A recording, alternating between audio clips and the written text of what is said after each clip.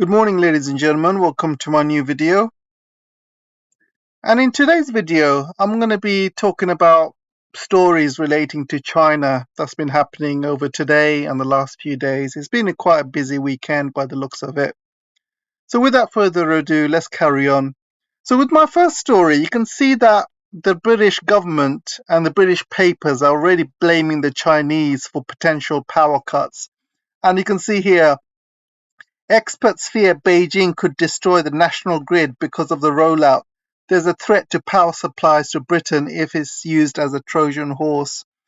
And as everyone knows in UK, there's already been warnings being sent out that there could be a lot of power cuts and power outages happening all over UK in the next few months. And looks like they're already blaming the Chinese for it. And this is not just on the Daily Mail, by the way. I just had to Google this, and this is basically coming out on every single British paper. So this tells me this is some sort of coordinated event. When you see the same story being printed in all of the papers and pretty much the same words and things like that, you know that this is some sort of coordinated effort coming out from the government, and they are sending this leak out to all of the papers saying spread this story out. And this is to basically train the public. So whenever there's power cuts are happening all over UK, they want the public to know that it's not their fault. Basically, you need to blame the Chinese or you need to blame Putin. Either of them is fine. As long as you don't blame the government, I guess it's okay. So they're already sending this story out, and I just find it absolutely ridiculous, to be honest. So the major story coming out of China is President Xi is going to be president for another 5 years. So he's mentioned all of his priorities in the next 5 years, what he's going to be focusing on, and things like that. And also, I just want to say, all of these stories about there's going to be a coup and someone's going to replace him coming out of the Western papers a few weeks ago, you can tell it's all been BS. And the fact that he's a leader for another 5 years, it shows that all of these sources, they just don't know what they're talking about.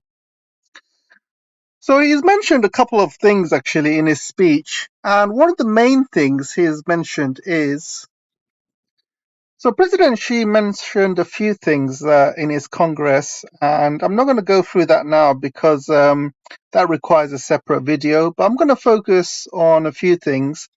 The first thing I'm going to be focusing on is what he said about Taiwan. He spent a considerable amount of time to say that how important it is to reunify the Chinese mainland with the Taiwanese island of Taiwan.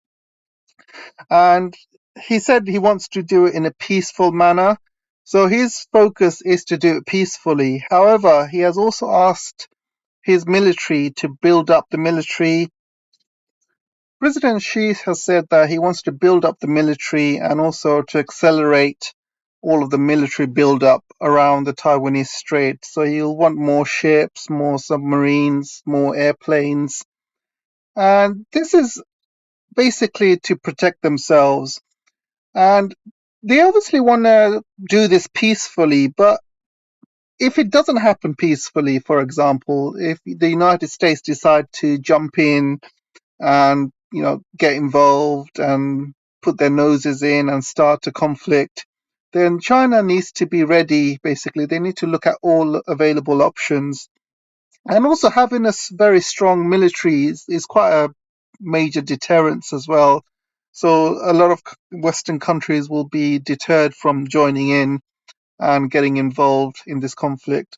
So this is why President Xi has said that one of his major things to get done over the next 5 years is to reunify the island with the mainland. And I think it's going to be done within the next 5 years. I think it's going to be done between 2024 and 2027. The reason I say this is because there's a centenary of the PLA happening in 2027. So they'll want to celebrate that centenary with the Taiwanese island reunified with the mainland. So they'll want to do it way before 2027. But I think it's going to happen after 2024. The reason I say 2024 to 2027 is because there are general elections happening in Taiwan in 2024.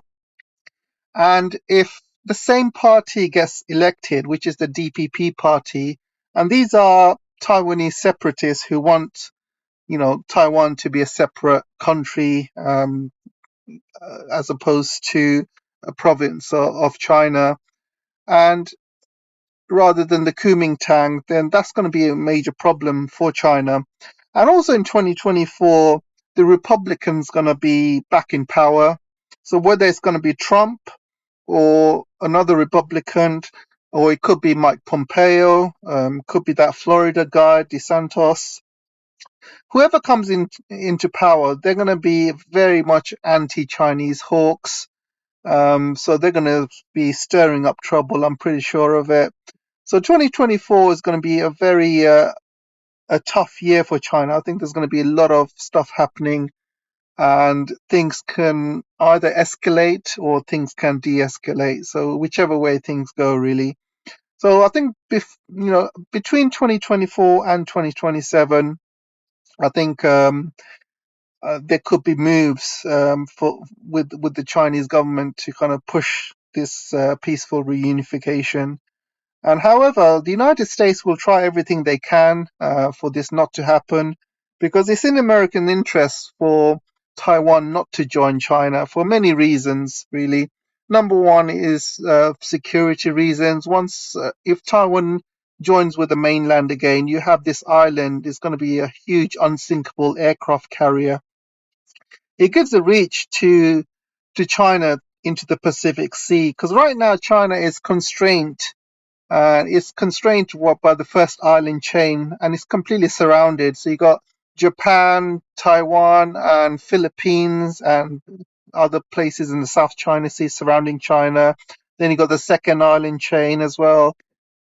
So the United States will want to keep China's reach beyond the first island chain. They would not want China to go beyond that. However, if Taiwan managed to reunify with China, China's reach can go way into the Pacific Sea. They'll have an unsinkable aircraft carrier when it comes to Taiwan, and they can use that as a launch pad to go further out into the Pacific.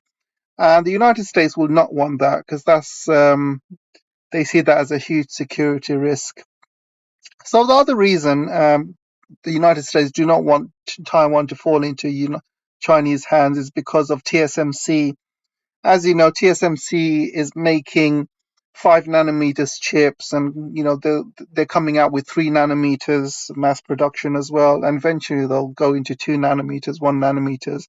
So they are the world's leading fab, and they do not want that kind of technology moving into the Chinese hands. Because recently, last few days, Biden has signed a bill. They call it the Bill of Death, which is going to completely strangle China's hold on getting advanced chips.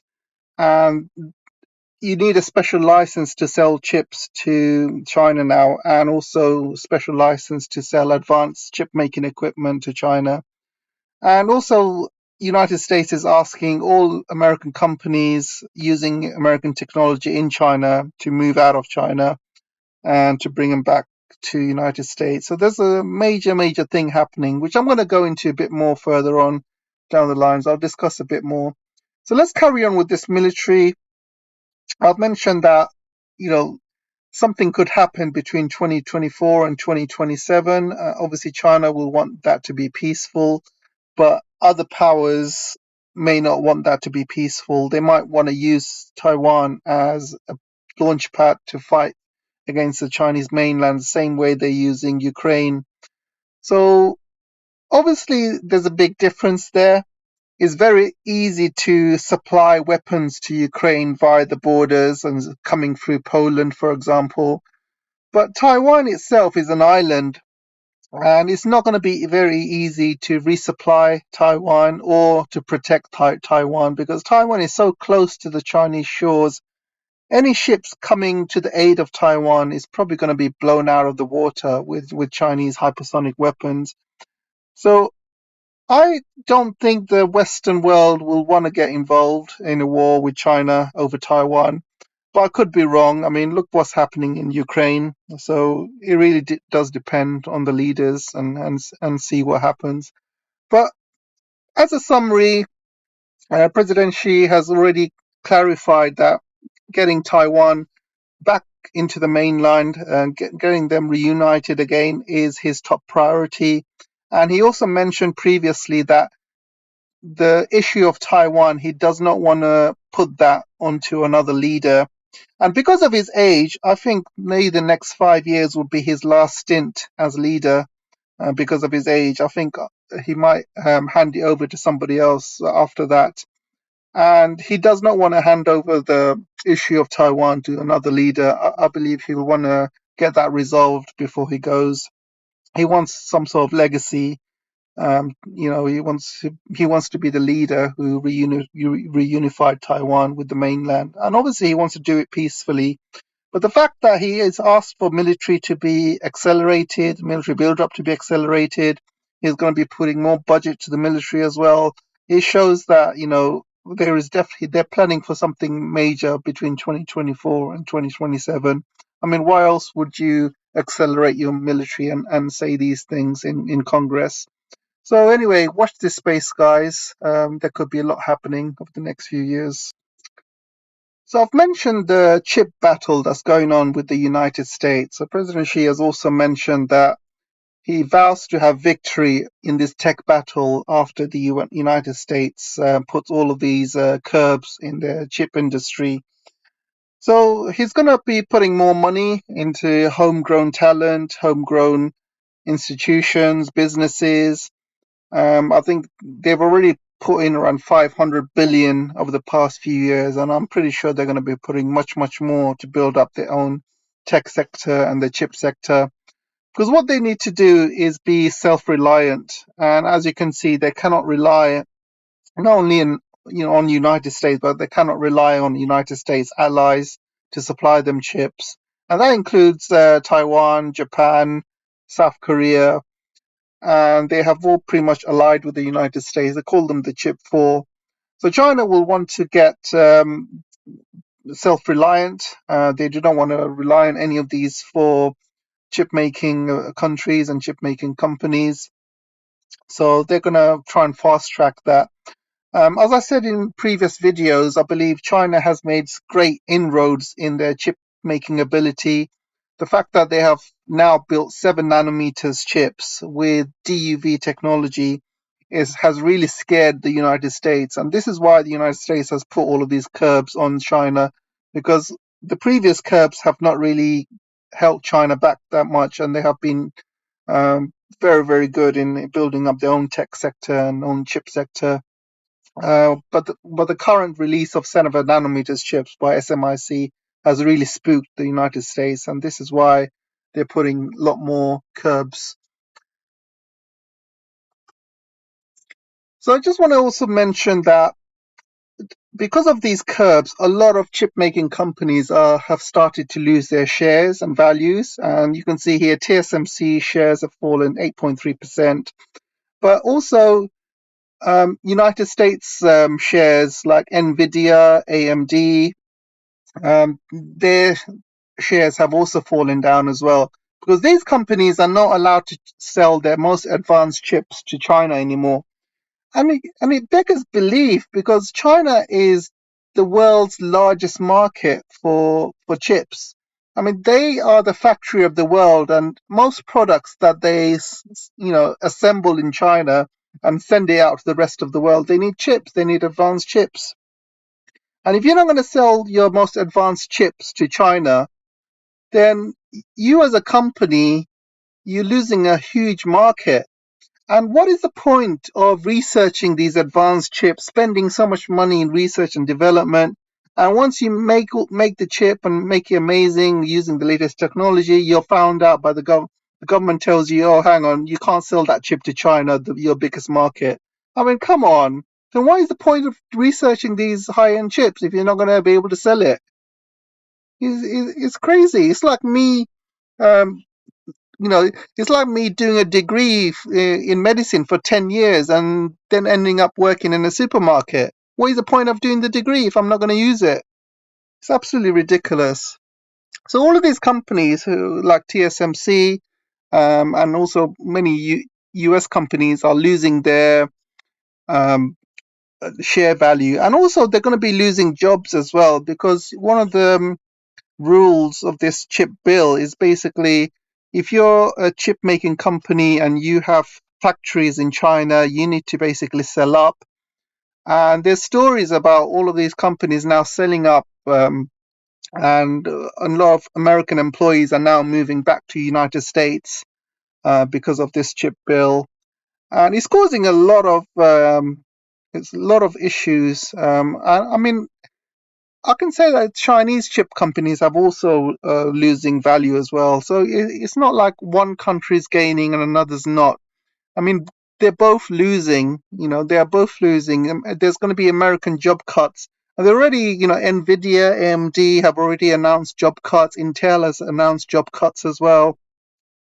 And this is not just going to affect China. This is going to affect the United States as well. And if they cannot sell their most advanced chips to China, where else they're going to sell it to? It's absolutely ridiculous. And they are not only affecting Chinese companies, they're affecting US companies. And this means US companies will have less money and revenue. They're going to have to cut jobs. They're going to have to cut research and development. So it's one of those things, really. I mean, it's not really a win-win situation here. It's more of like a lose-lose situation. I mean, what is the point, especially during this time of economic crisis that's going on around the world? Is it really clever to do something like this? I don't think so. And all of this is going to do is just going to, ignite the Chinese to work harder and to be more self-reliant. And they're just going to be fast-tracking all of this research and development. They're going to put more money into their own development, and you will see. I mean, even though the fact that they've come up with 7 nanometers chips, which United States said like a year ago that China would never be able to do, now have managed to get the entire life cycle to build 7 nanometers chips without US technology.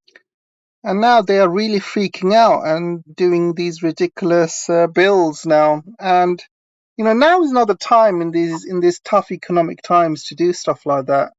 So we'll see how this bill, what happens with this bill, how it reacts, how the Chinese react, how American companies react to this. I think only time will tell.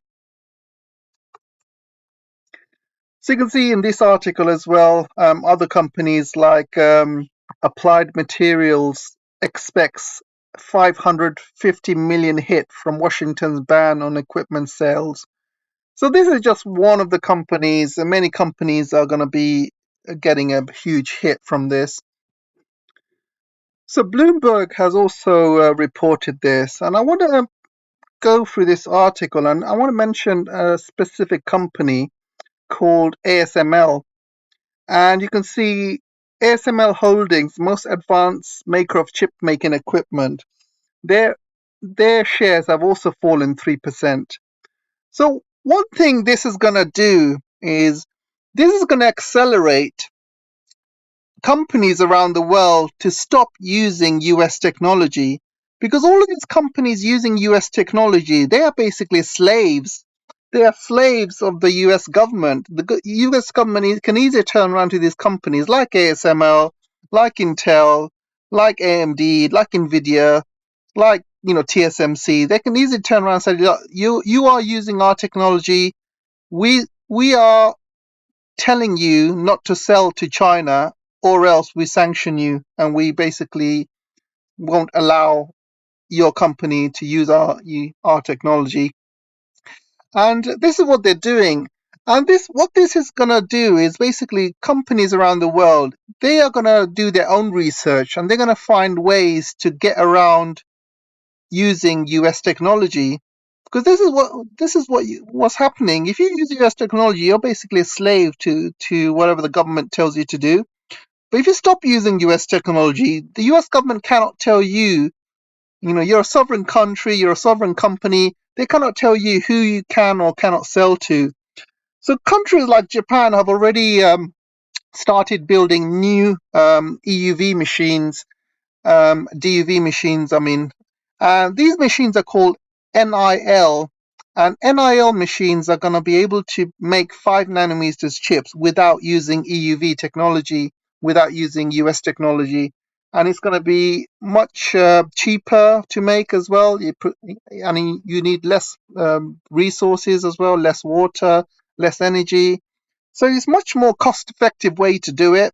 And this is why countries around the world will find their own technologies, which is not US technology, and they'll basically be able to sell to whoever they want. And companies like ASML, I'm pretty sure they are now um, looking at ways to, you know, make these EUV machines without using US technology. They'll probably come up with their own kind of technology, or maybe borrow it from another country where they can't dictate to ASML who to sell, who they can't sell. So ASML has not been very happy because they look like they have been hit the most.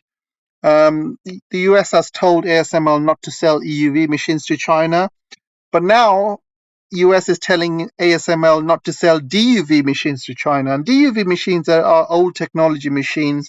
And now, because China has made 7 nanometers chips using the DUV machines, they do not want ASML to sell DUV machines to China.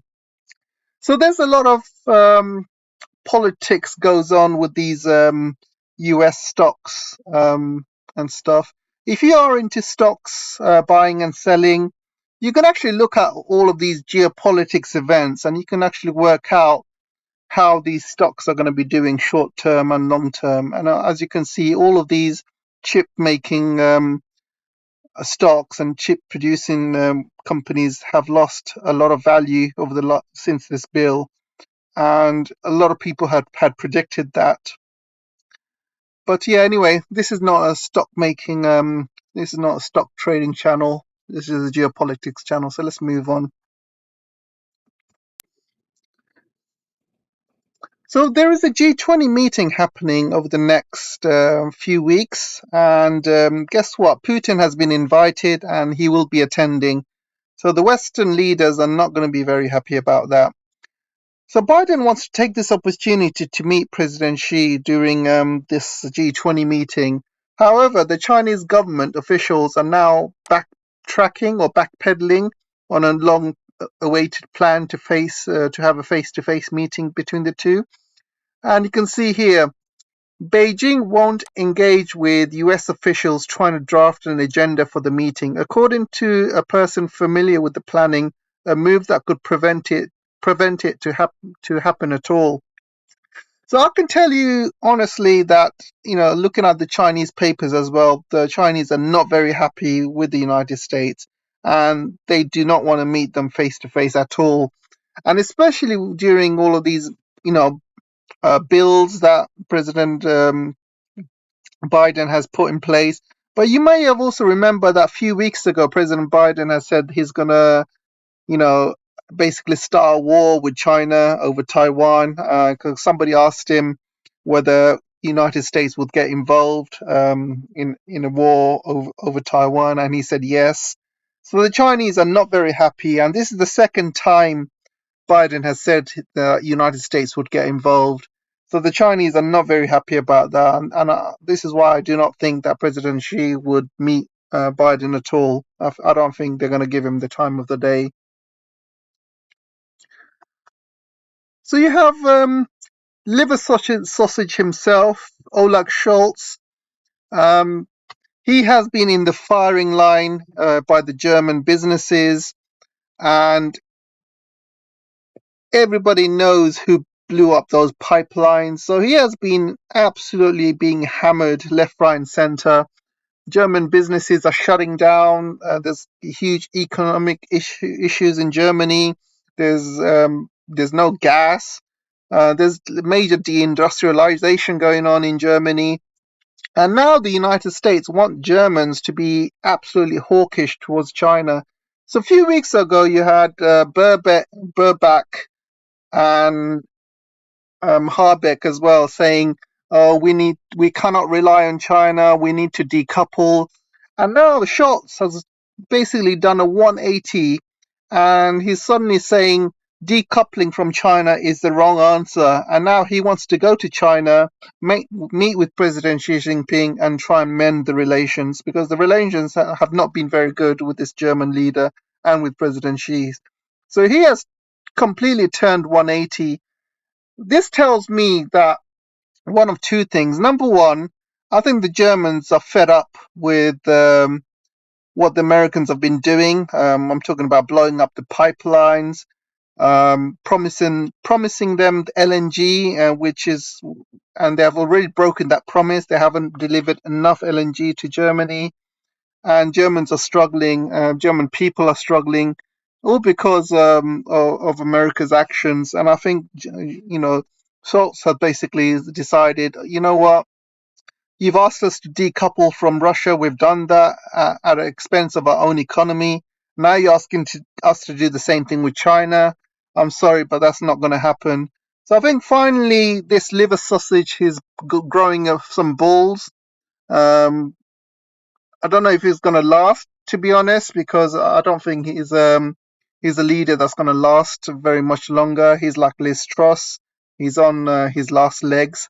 And I think a decouple with China would completely destroy the German economy, because you can imagine how many German businesses are in China, how many German businesses are making money in China, how many jobs. If they decouple from China, that's it. You might as well wave goodbye to Germany's economy once and for all.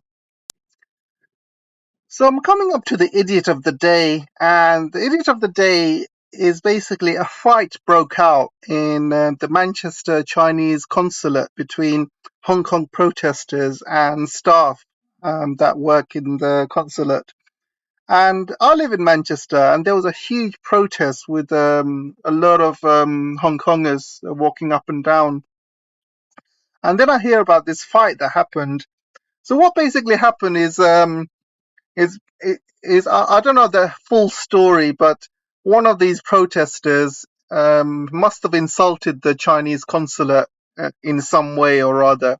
So the fight basically broke out, and the Chinese consulate staff basically dragged the protester inside the gates. And you can see the police officer here trying to drag him out, but they managed to drag him inside the gates, and they started beating him up. The police are not allowed to enter the consulate because it's private property. And what I found funny is the police were basically watching this guy getting beaten up inside this consulate, and they weren't doing anything. They were just standing there. Um, they probably thought, if they walked in, they would have caused some sort of international incident. But these are not the idiots of the day. The idiot of the day is actually some Indian guy. So this Indian guy comes out of nowhere, and he starts pushing around these Chinese and Hong Kongers, and he's like pushing them onto the floor.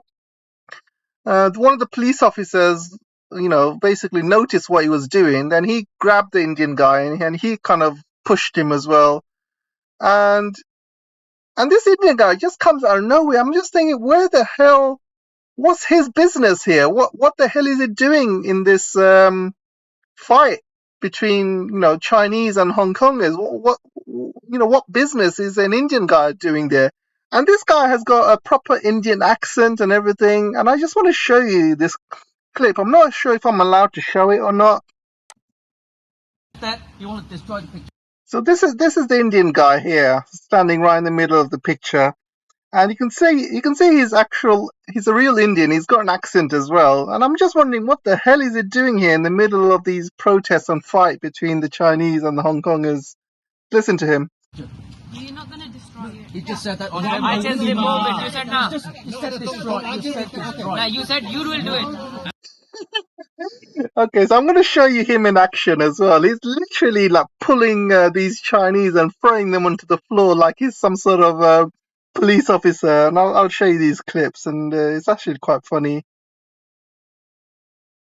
Oh yeah, this is the clip where can you see the police are not doing anything, and that guy is getting beaten up at the back while the police are just standing there not doing anything. But that Hong Kong guy got dragged in and got absolutely clobbered, and eventually the police managed to drag him out. And so I'm just going to show you that clip of the Indian guy as well. Oh yeah, here's the clip, by the way. So this is coming from BBC China, by the way. And the BBC Chinese, don't forget, are not based in China. They are based in Taiwan. So they are not, they are going to be very, very biased. So here's the Indian guy here on the left, and you watch him in action. Watch him. He's going in there. He grabs this guy, and he pushes him to the floor. Watch here.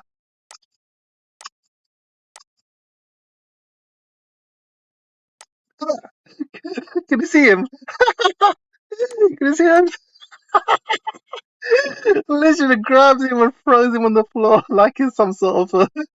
Then the police officer grabs the Indian guy and pushes him away. You can see like, what the hell is he getting involved? I mean, he must think this is Ladakh or something. He must think he's fighting the Chinese in Ladakh. Oh my god. Anyway, he is idea of the day. So that's all I wanted to talk about, really. So let me know what your thoughts are, and I'll see you in the next video.